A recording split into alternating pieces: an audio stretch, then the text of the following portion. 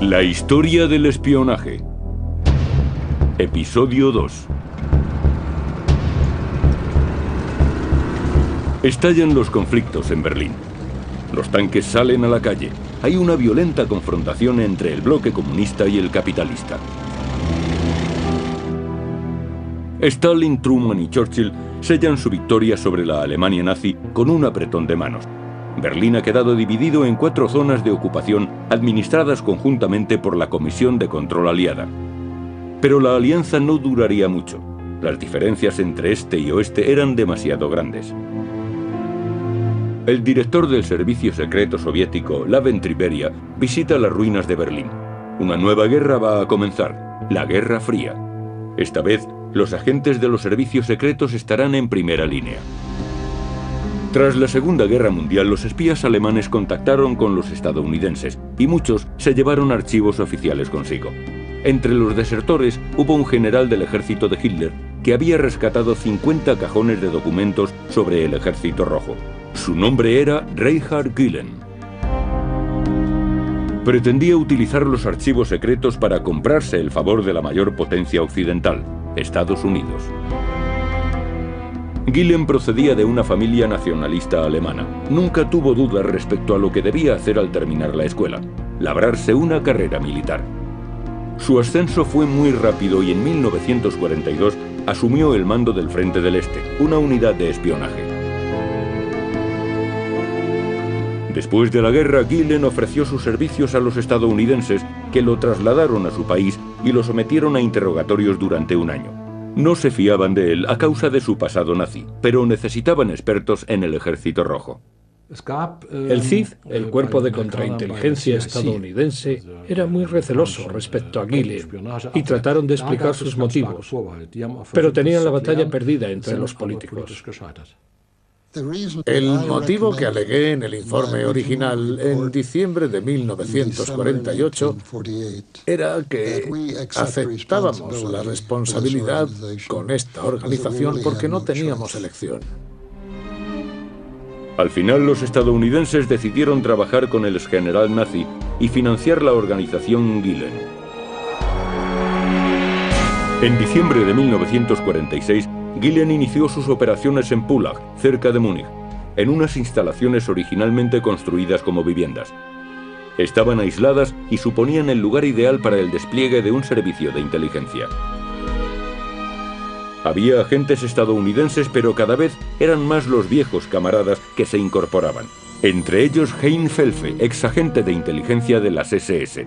La organización Gillen fue su segunda opción. Primero había contactado con el servicio secreto ruso. Mis amigos soviéticos me dijeron que si quería ser útil, mi pasado era la llave que me abriría la puerta a los servicios de inteligencia de Alemania Occidental. Me dijeron que estaba predestinado debido a mi participación en la inteligencia militar y en las actividades de espionaje durante la guerra. Quédate allí, me aconsejaron. Nos serás de más utilidad. La división de Alemania continuaba. En Occidente, las potencias de ocupación implantaron un Estado democrático alemán. En 1949, los alemanes occidentales elegían su primer Parlamento Federal. El 15 de septiembre, Konrad Adenauer se convirtió en el primer canciller de la República Federal de Alemania.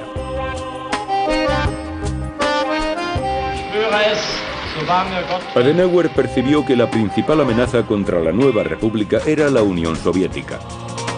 En octubre de 1949, la potencia de ocupación en Alemania del Este estableció la República Democrática Alemana, una democracia popular al estilo de la soviética.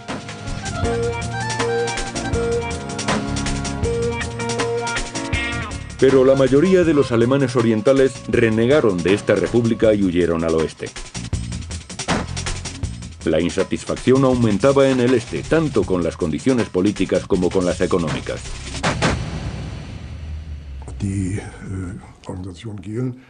Debido a la situación en la que se encontraban, la organización Gehlen prosperó mucho en aquella época.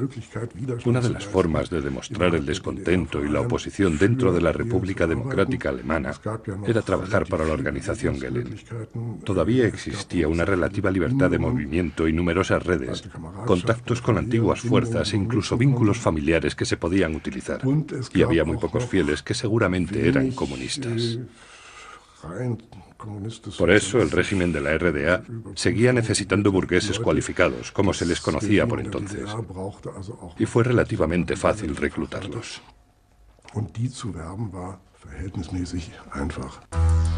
Una elección muy acertada de la organización Gehlen fue Walter Grams, que ascendió deprisa en la jerarquía de la RDA.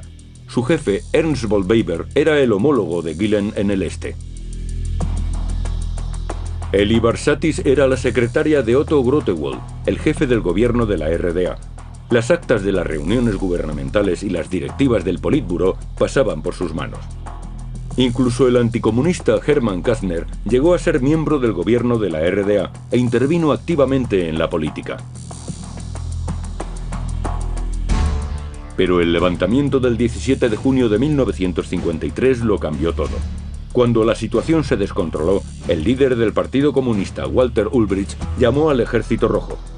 La fuerza estatal prevaleció y lanzó el contraataque. El nuevo ministro para la Seguridad del Estado, Ernst Wollweber, pretendía combatir al enemigo en Occidente, especialmente a su equivalente en la jerarquía, Reinhard Gehlen. Comenzó una encarnizada campaña para difamar a Gehlen y todo lo que le concernía. Atacó su organización, su trabajo y su persona con métodos propagandísticos. El agente doble Hans-Joachim Geyer le denunció ante la prensa. Zum Zeichen meiner Aufrichtigkeit übergebe ich alle Geheimdokumente, die sich in der Westberliner Spionagedienststelle X9592 der Spionageorganisation Gehlen befanden, den zuständigen Organen der Regierung der Deutschen Demokratischen Republik. Reveló información sobre la estructura y la metodología de la organización Gehlen. Cientos de sus agentes fueron arrestados. Eli Barsatis, la secretaria de la oficina de Otto Grotewohl, fue acusada de espionaje y ejecutada en 1955. Fue un duro golpe para la organización Gehlen. Únicamente Graf y Kastner consiguieron llegar a Occidente.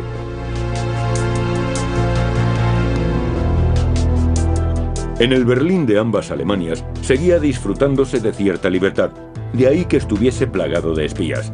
Según los datos de la contrainteligencia británica, 1 de cada 2 berlineses era agente secreto. La organización Gehlen también tenía agentes, si bien fue prohibida por el sistema de las 4 potencias de Berlín.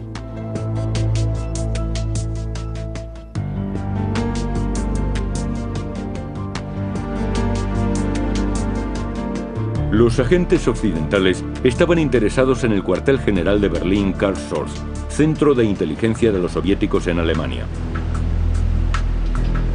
Un agente británico descubrió que las llamadas del cuartel general de Karlshorst pasaban por los cables del Reichspost, el antiguo servicio postal.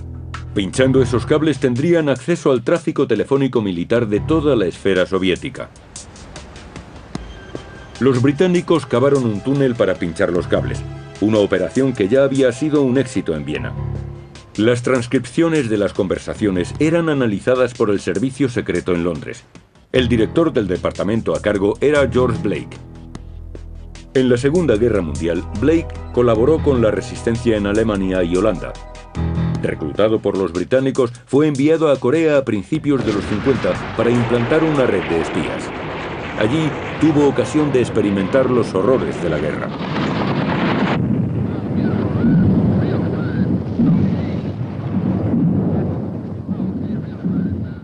Aprendí una lección de todo aquello y llegué a la conclusión de que la destrucción que vi en Corea era infinitamente más grave que la que sufrió Alemania después de la Segunda Guerra Mundial. Yo fui testigo de ambas catástrofes. De hecho, he perdido mi fe en la religión cristiana. No era un observador neutral, No lo experimenté como un hombre imparcial. No, en esta guerra estaba muy implicado, a favor de uno de sus bandos. Pero de repente tuve la necesidad de preguntarme si estaba en el bando correcto. Y entonces me di cuenta de que no era así. Estaba en el lado equivocado. Blake fue capturado por los norcoreanos. En el campo de prisioneros, sin que lo supieran sus compañeros, estableció contacto con el servicio de inteligencia soviético. En abril de 1953, Blake aterrizó en el aeropuerto de Londres junto con otros prisioneros repatriados de la Guerra de Corea. Lo recibieron como a un héroe. Nadie sospechaba que se había convertido en espía soviético.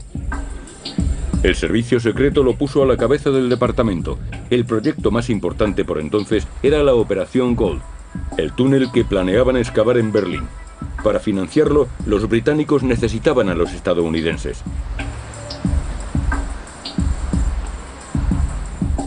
En el distrito Rudow de Berlín Occidental, los cables pasaban 200 metros por detrás de la frontera del sector soviético. Los estadounidenses levantaron construcciones que simulaban ser puestos de radar e iniciaron las obras del túnel. Estuvieron cavando durante 18 meses sin saber que George Blake ya había traicionado la operación. Me resultó muy sencillo transmitir aquella información. De hecho, se trataba de un plan muy sencillo y los datos eran muy fáciles de comprender. Solamente tuve que enseñarles la frontera, la Schönenfelder-Schoss, y les dibujé un boceto. Había un cementerio a la derecha del túnel, y ese cementerio podía utilizarse como un punto de referencia. Era un lugar ideal. Me sirvió para indicarles todo. Tracé una línea desde la frontera hasta más allá del cementerio y hacia la carretera bajo la cual pasaban los cables. Muy sencillo. Eso fue todo lo que tuve que hacer para informar a los rusos.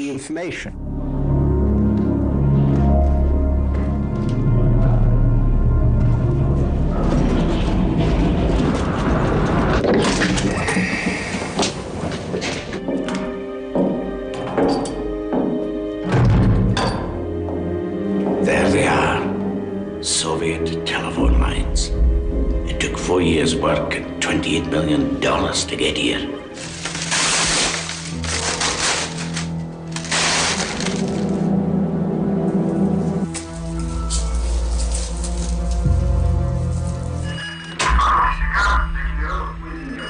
Кто-то их украл.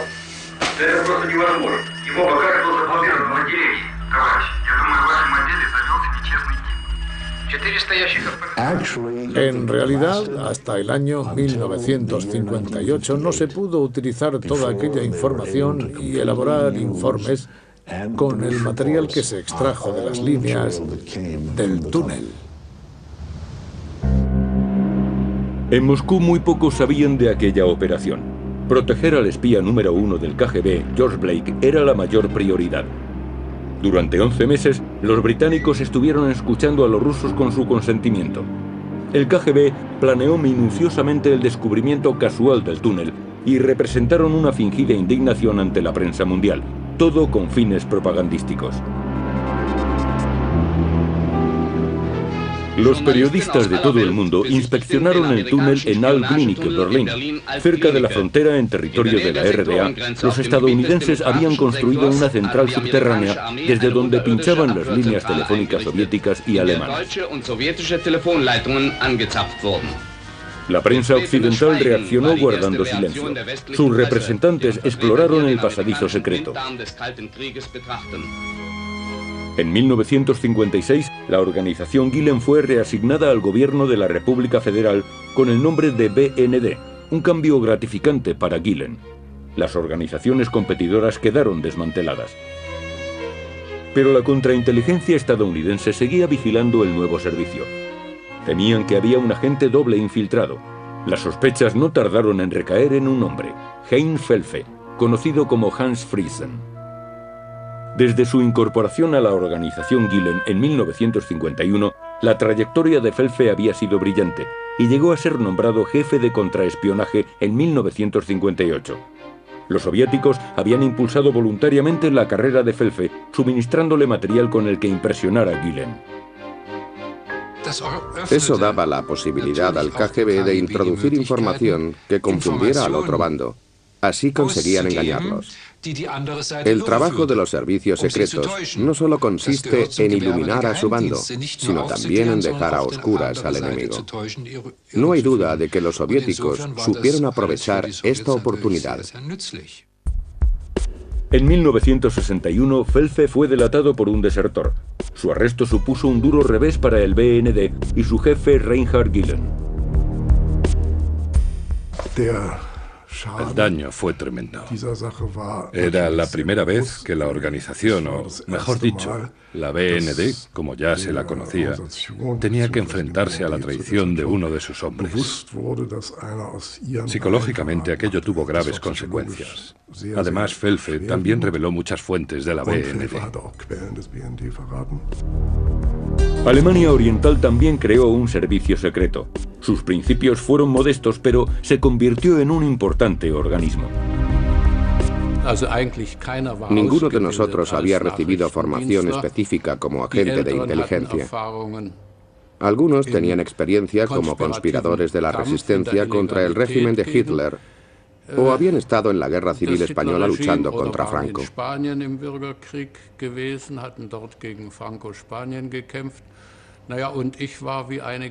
Yo había sido entrenado en Moscú, más exactamente en Bashkiria, en una escuela de la Tercera Internacional. Me prepararon para la conspiración, no para labores de inteligencia, sino para tareas políticas en la Alemania nazi.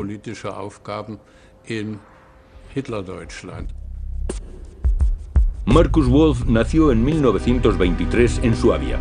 Su padre era el conocido escritor Friedrich Wolf. En 1934, la familia emigró a la Unión Soviética huyendo de los nazis. Allí, Markus asistió a la escuela de la Tercera Internacional. Desde 1956 estuvo al frente del HVA, el Servicio de Inteligencia Exterior del Ministerio de Seguridad del Estado. Markus Wolf siempre fue un hombre de la Unión Soviética, no un comunista de la Alemania Oriental, ni un seguidor de Ulbricht. La Stasi, el Ministerio para la Seguridad del Estado, se creó y desarrolló según las directrices del Servicio Secreto Soviético. Pero los rusos nunca confiaron del todo en su estructura. Consideraban que había pocos hombres en los que pudieran confiar. Markus Wolf era el más valioso de todos. Desde el principio, Markus Wolf estuvo a cargo del Servicio de Inteligencia Exterior y era el secretario del ministro de la Seguridad del Estado, Erich Mielke. Su estrategia era infiltrar agentes en los estratos más altos de la sociedad alemana occidental y tuvo mucho éxito. Gestionaba sus 4.000 agentes en el extranjero con la precisión de un jugador de ajedrez.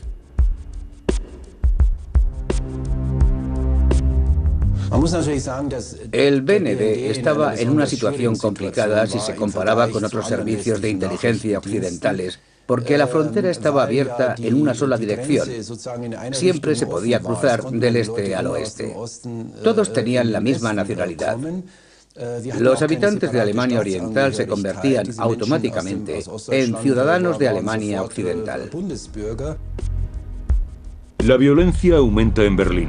El 13 de abril de 1961 se construye el Muro de Berlín. Alemania Oriental queda aislada. Quien tratara de escapar ponía en riesgo su vida. Los servicios secretos afrontan una nueva situación.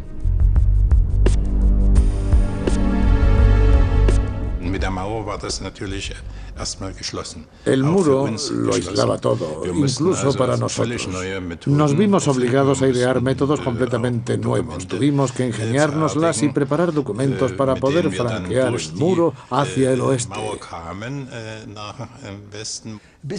Hacia 1961 el acceso a la República Democrática Alemana no estaba restringido y la inteligencia de Alemania Occidental podía conseguir casi todo lo que quisiera.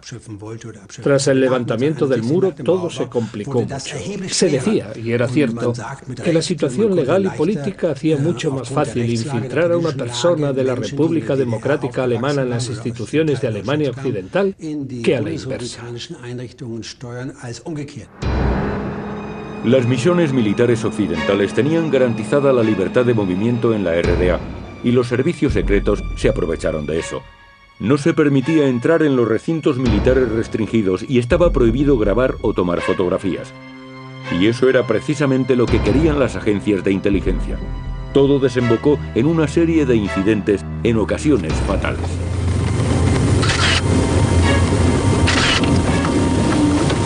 Reculez, reculez, vite, vite, vite, vite, reculez, reculez.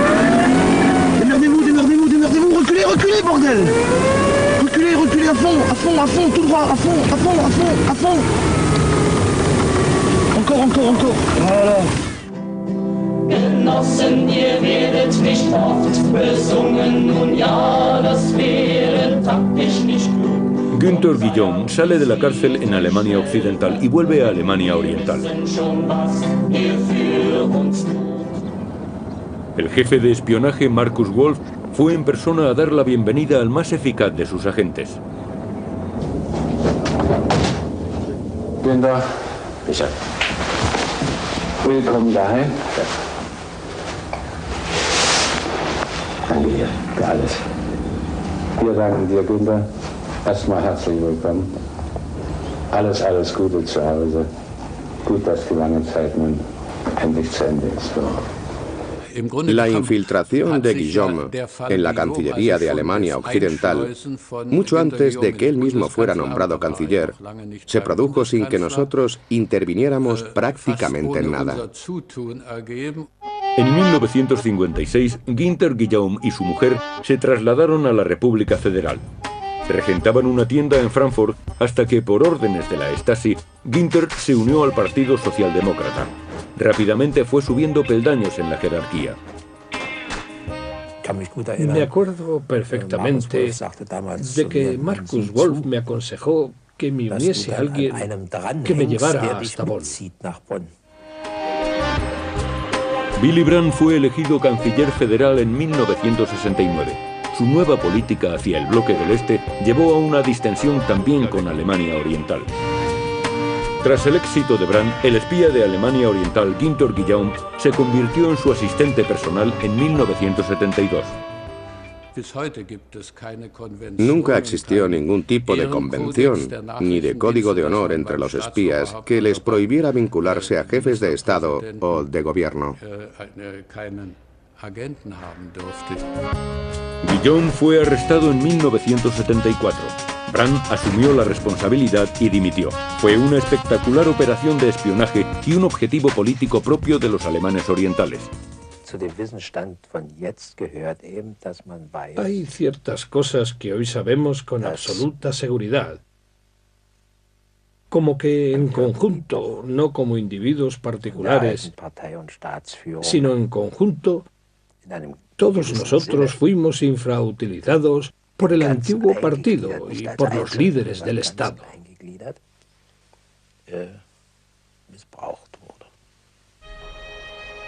Bonn, sede del gobierno de Alemania Occidental.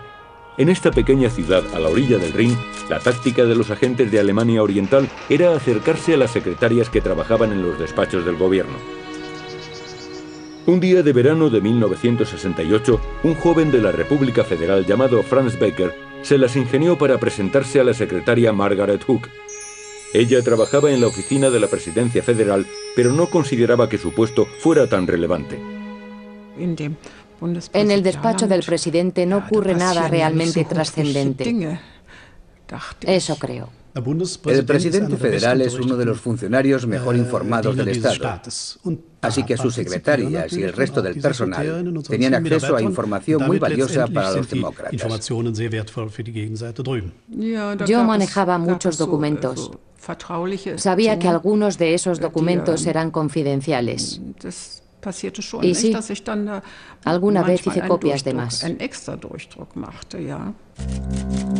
Durante sus 15 años de actividad como espía, más de 1 millar de documentos pasaron por las manos de Margaret Hook, incluidos secretos de Estado.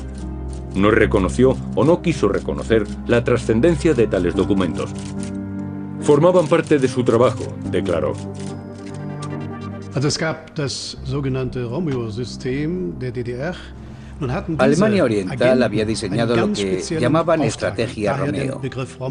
Los agentes tenían una misión especial: establecer contacto con mujeres mayores y solas, particularmente de los alrededores de Bonn, Bruselas, Luxemburgo o de la sede de la OTAN, y forjar una amistad con ellas, con vistas al matrimonio o al romance. Un sistema como el Romeo solo podía existir en un país dividido, con un idioma, una historia y una cultura comunes. Era mucho más fácil para los espías engatusar a las mujeres.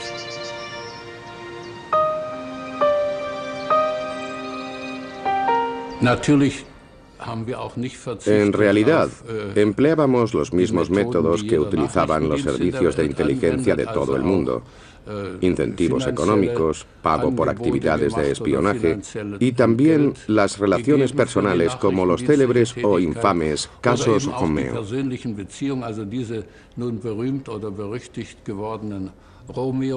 El término no fue idea nuestra, lo acuñó la prensa. Ni tampoco teníamos academias Romeo en las que los hombres recibieran una formación especial a tal efecto. Sin embargo, es verdad que el método funcionó. Estos métodos Romeo eran propios sobre todo de la HVA, el servicio de espionaje exterior de la RDA. Con el tiempo fueron perfeccionándose, conocían perfectamente las técnicas y sabían cómo conducirse. Para facilitar a Margaret Hook su trabajo como espía, Frank Becker le proporcionó una herramienta muy particular. Se trataba de un pintalabios como otro cualquiera, pero cuando lo girabas se convertía en una cámara. Franz me enseñó cómo se manejaba. Era muy sencillo. Y sí, evidentemente fue un instrumento que utilicé en más de una ocasión. El pintalabios tenía un orificio en la parte inferior, el objetivo. La secretaria colocaba la cámara en posición vertical sobre el documento que deseaba fotografiar. Después giraba la barra hasta oír el clic, señal de que ya había sacado la foto. Al girar la barra en sentido contrario, la película corría y el disparador se cerraba. Una operación dirigida por ordenador en 1985 dio con el nombre de Frank Becker. El sistema lo reconoció como una identidad falsa, pues el verdadero Frank Becker vivía en África. Los datos revelaron un vínculo con Margaret Hook. Comprobamos si Frau Hook y él eran parientes, pero no constaba. Así que recurrimos a los métodos habituales de inteligencia, el seguimiento o, con autorización oficial, la intervención de sus llamadas. Margaret fue desenmascarada y arrestada. El juicio se celebró en Düsseldorf en 1987. Aún hoy, asegura que no era una espía y está convencida de que su sentencia fue excesiva. Ella simplemente hizo unas copias. Me condenaron a 8 años por traición. 8 años. Otras opciones de Alemania Oriental eran los estudiantes de izquierdas.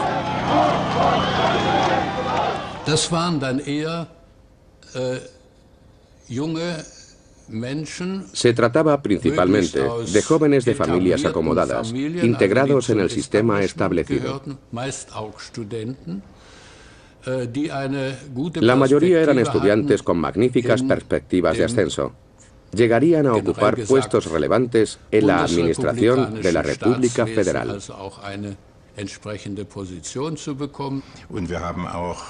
Conseguimos captar a muchos chicos de esa generación. Resultaba relativamente fácil acercarse a ellos a través de la política y sobre todo de la ideología. Evidentemente yo estaba muy desencantado con muchas cosas que había visto y oído, y sobre todo a causa de todas las muertes de los soldados estadounidenses en Vietnam, el resurgimiento del fascismo en la República Federal. El modo en que por entonces se desprestigiaba a la otra Alemania, la República Democrática, me parece un error histórico. Eso fue precisamente lo que inspiró mis simpatías hacia ella. Gabriele Gass vivió una infancia feliz en Remscheid, estudió políticas en Aquisgrán y se unió al CDU, el Partido Conservador. Su tesis doctoral se titulaba El papel político de las mujeres en la RDA. Mientras investigaba para este trabajo se enamoró. Karl-Heinz era un agente de la Stasi y desde entonces su oficial de enlace.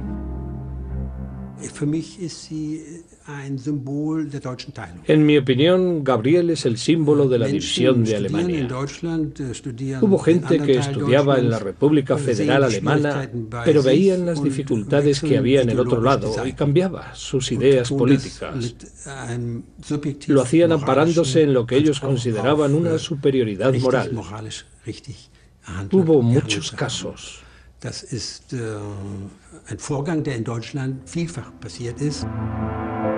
En los años 70, Gabriel Legars solicitó unirse al BND. Sus referencias eran buenas. Pasó todos los controles de seguridad y consiguió el trabajo. Durante 17 años informó a la RDA desde la inteligencia de Alemania Oriental y le resultó increíblemente fácil. Los controles en el BND no eran particularmente peligrosos. Eran siempre iguales, así que no tardé en aprenderme el funcionamiento. En general, solían revisar los maletines que llevaban los hombres y los bolsos de las mujeres. Sin embargo, si una mujer pasaba con un maletín, nunca la obligaban a mostrar su contenido. Su doble vida no supuso un obstáculo para su ascenso, en ninguno de los dos bandos. Nunca hubiera podido filtrarnos toda la información que pasó por sus manos, pero los informes resumidos que nos entregaba nos ahorraron la tarea de crear un departamento de análisis. La información que nos proporcionaba era de primera calidad. Su ruptura con Karl-Heinz no significó la renuncia de Gabriel Legars al espionaje. Quería seguir ayudando a la República Democrática y trabó amistad con el jefe del servicio, Markus Wolf. Los remordimientos por traicionar a sus compañeros solo la atormentaron al principio. Cuando empecé a trabajar aquí, enseguida me hice amiga de mis compañeros y bueno, al principio me resultaba difícil compaginarlo. Tardé un tiempo en concienciarme y en habituarme a que fuese algo rutinario. A partir de entonces dejó de preocuparme. Me dije, bueno, estoy en un lado de las barricadas y ellos están en el otro bando. Y cada uno de nosotros tiene que hacer su trabajo. Siempre sientes desconfianza hacia otro bando. Son el enemigo y trabajas contra ellos. Es algo con lo que tienes que vivir. Debes extraer conclusiones para evitar que haya infiltraciones. Aunque no creo que sea algo que se pueda evitar. Desde luego no en una democracia, pero tampoco en una dictadura. Werner Stiller, por ejemplo, era nuestro hombre y no pudieron evitar que se infiltrase. El teniente Werner Stiller trabajó desde 1972 a 1979 en el Departamento de Ciencia y Tecnología del Servicio de Inteligencia de la HVA. Ofreció sus servicios a la inteligencia occidental alemana, pero pronto la Stasi comenzó a vigilarlo. Nos enteramos de todo a través de la contrainteligencia, la sección 2 del Ministerio de Seguridad del Estado. Tenían bajo vigilancia a una camarera que trabajaba en el Hotel Oberhof, en Turingia. Se sospechaba que la camarera trabajaba para el BND de Alemania Occidental, una sospecha que luego se confirmó. Stiller estableció contacto con esa mujer y comenzaron una relación. Los que trabajaban en el servicio de contrainteligencia estaban enterados de todo y sospecharon que Stiller podía ser un traidor. Ese fue el problema. Werner Stiller consiguió escapar y huyó al bloque occidental. Con un visado falso, atravesó el punto de control de la estación Friedrichstraße hacia Berlín Occidental. Llevaba como equipaje 2 maletines cargados con 20.000 documentos microfilmados. Como consecuencia, más de 50 espías de Alemania Oriental fueron desenmascarados en Alemania y Austria. Werner Stiller fue el gran golpe del BND.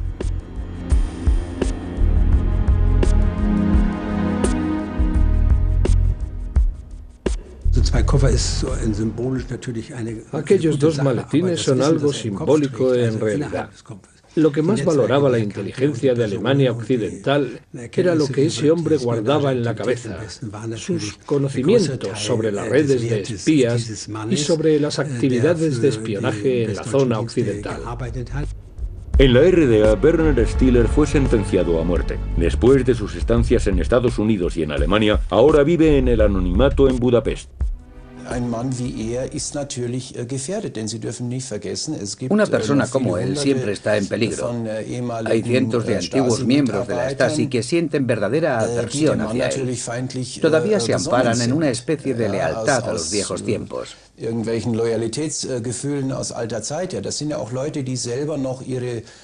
Conservan sus antiguas convicciones y aún creen aquella propaganda, así que perfectamente podrían representar una amenaza para individuos como Stiller. No es la primera vez que alguno de estos desertores es asesinado.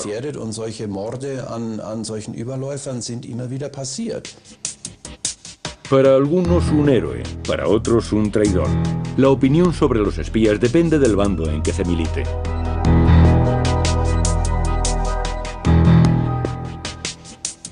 Cuartel general de la OTAN en Bruselas. Aquí, un hombre puso en jaque a toda la Alianza para la Defensa Occidental.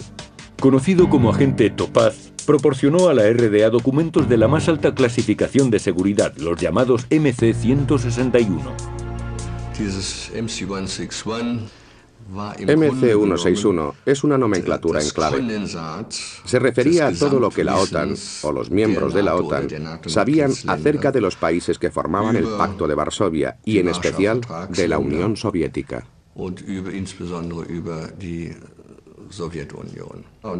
Era un enorme legado clasificado como altísimo secreto. Solo podía leerse en el registro. No podían sacarlo a los despachos.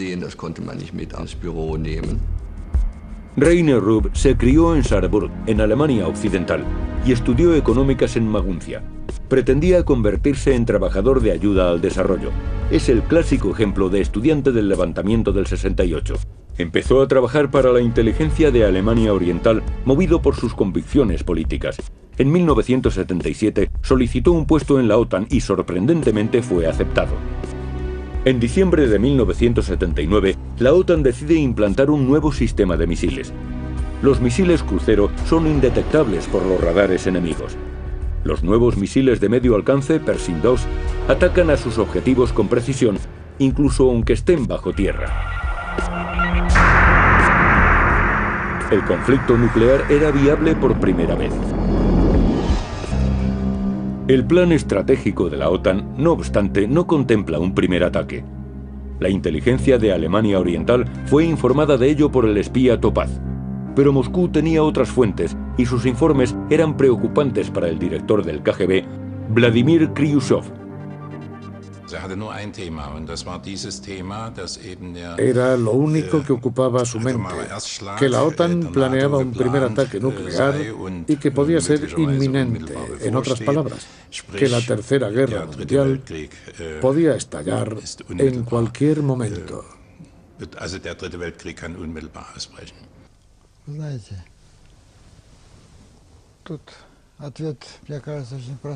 Era lógico que reaccionásemos así. Cuando el representante del gobierno estadounidense afirma que no se puede descartar un primer ataque nuclear, entonces, ¿qué se supone que debemos pensar? Lo más normal era suponer que la amenaza nuclear ya estaba presente en las mentes de los estadounidenses, incluido el primer ataque. No podíamos pensar otra cosa.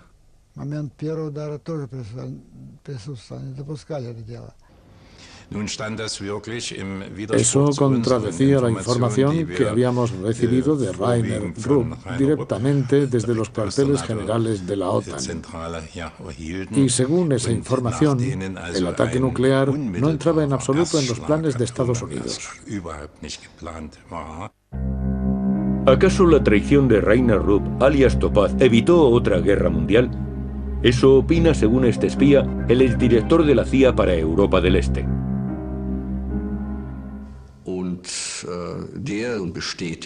Confirmó al HVA y en particular a las fuentes en la OTAN que habían contribuido sustancialmente a la estabilización de la paz. Era una época en la que el mundo estaba en conflicto. Una traición es una traición.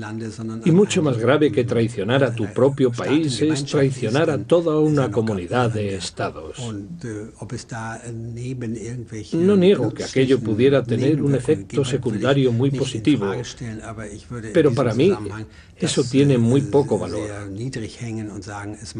Quizá contribuyera a proporcionar una visión más realista de lo que es la Alianza Atlántica, pero lo cierto es que la traición es la traición, y aquello causó mucho daño, tanto a Alemania como a la Alianza Atlántica. El puente Gliniker, un emblema de la división de Alemania. Fue escenario histórico de un acuerdo político. 4 espías del este son intercambiados por 25 espías del oeste. ¿Era el servicio de inteligencia de Alemania Oriental superior al del bloque occidental?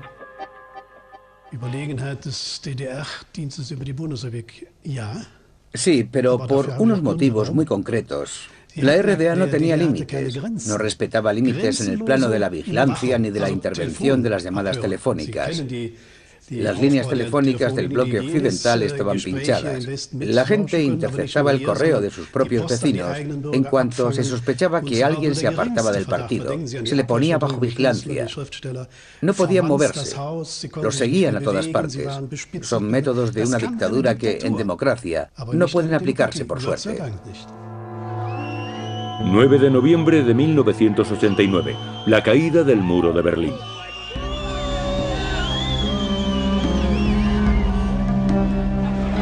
Enero de 1990. Ciudadanos de la RDA invaden el Ministerio para la Seguridad del Estado. Es el fin de los temidos cuarteles generales de la Stasi. Markus Wolf huye a Moscú. 2 años más tarde se entrega a las autoridades de Alemania Federal. En 1993, Markus Wolf fue acusado de traición por un tribunal de Düsseldorf. Le condenaron a 6 años de prisión, aplazados por una apelación pendiente. En 1995, el veredicto de Düsseldorf es anulado por el Tribunal Constitucional Federal. En 1991, Gabriele Gass es condenada a 6 años y 9 meses por traición, pero la liberan después de 3 años y medio. Rainer Rupp fue arrestado en 1993 y condenado un año después a 12 años de cárcel. Fue liberado en el año 2000. Actué en el marco de una situación política determinada. En las mismas circunstancias, con el mismo pensamiento, volvería a actuar igual, sin duda.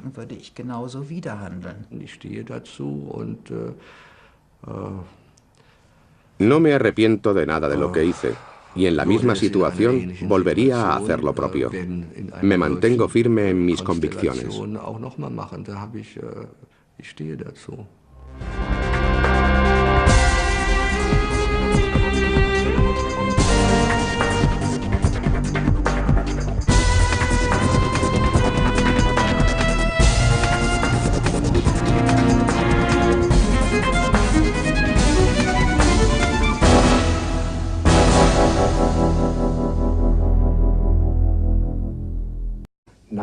Quédate allí, me aconsejaron. Nos serás de más utilidad. La división de Alemania continuaba. En Occidente, las potencias de ocupación implantaron un Estado democrático alemán. En 1949, los alemanes occidentales elegían su primer Parlamento Federal. El 15 de septiembre, Konrad Adenauer se convirtió en el primer canciller de la República Federal de Alemania.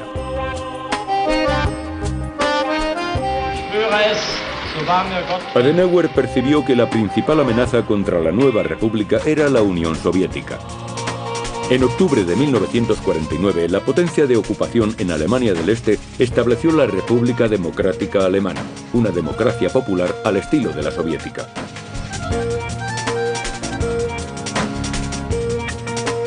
Gilen.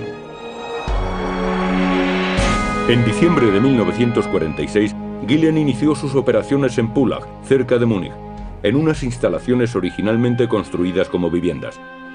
Estaban aisladas y suponían el lugar ideal para el despliegue de un servicio de inteligencia. Había agentes estadounidenses, pero cada vez eran más los viejos camaradas que se incorporaban. Entre ellos Hein Felfe, ex agente de inteligencia de las SS. La organización Gilen fue su segunda opción. Primero había contactado con el servicio secreto ruso. Mis amigos soviéticos me dijeron que si quería ser útil, mi pasado era la llave que me abriría la puerta a los servicios de inteligencia de Alemania Occidental. Me dijeron que estaba predestinado debido a mi participación en la inteligencia militar y en las actividades de espionaje durante la guerra. Este y oeste eran demasiado grandes. El director del servicio secreto soviético, La Ventriberia, visita las ruinas de Berlín. Una nueva guerra va a comenzar. La Guerra Fría. Esta vez, los agentes de los servicios secretos estarán en primera línea. Tras la Segunda Guerra Mundial, los espías alemanes contactaron con los estadounidenses y muchos se llevaron archivos oficiales consigo. Entre los desertores hubo un general del ejército de Hitler que había rescatado 50 cajones de documentos sobre el Ejército Rojo. Su nombre era Reinhard Gilen. Pretendía utilizar los archivos secretos para comprarse el favor de la mayor potencia occidental, Estados Unidos. Gilen procedía de una familia nacionalista alemana. Nunca tuvo dudas respecto a lo que debía hacer al terminar la escuela: labrarse una carrera militar. Su ascenso fue muy rápido y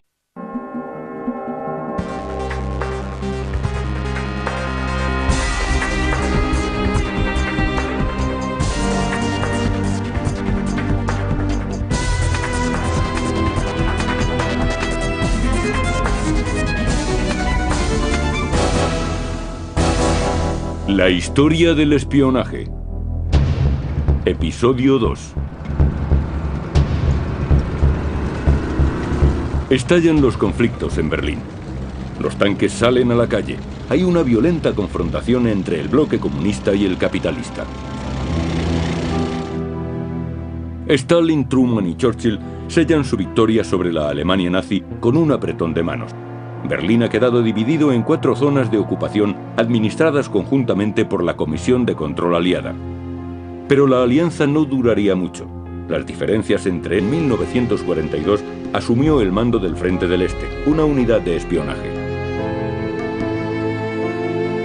Después de la guerra, Gilen ofreció sus servicios a los estadounidenses, que lo trasladaron a su país y lo sometieron a interrogatorios durante un año.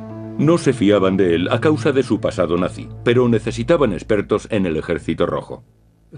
El CID, el cuerpo de contrainteligencia estadounidense, era muy receloso respecto a Gilen y trataron de explicar sus motivos, pero tenían la batalla perdida entre los políticos. El motivo que alegué en el informe original en diciembre de 1948 era que aceptábamos la responsabilidad con esta organización porque no teníamos elección. Al final, los estadounidenses decidieron trabajar con el exgeneral nazi y financiar la organización